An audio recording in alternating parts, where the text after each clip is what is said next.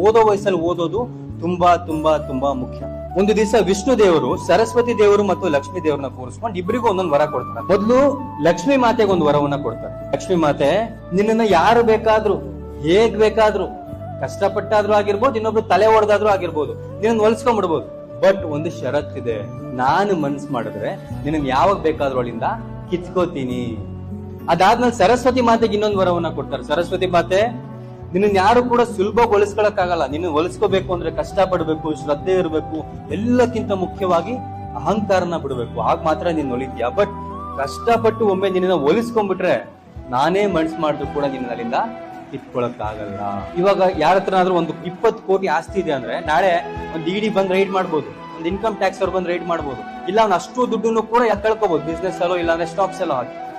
ಮತ್ತೆ ಅವ್ನು ಜೀರೋ ಇಂದ ಶುರು ಮಾಡ್ಬೇಕು. ಯಾವಾಗ ನೀವು ಒಂದು ಸಲ ನೀವು ಎಜುಕೇಶನ್ ಪಡ್ಕೊಂಡು ನೀವು ವಿದ್ಯೆನ ಪಡ್ಕೊಂಡ್ಬಿಟ್ರೆ ಆ ವಿದ್ಯೆನ ನಿಮ್ಮಿಂದ ಯಾರು ಕಿತ್ಕೊಳಕ್ಕಾಗಲ್ಲ.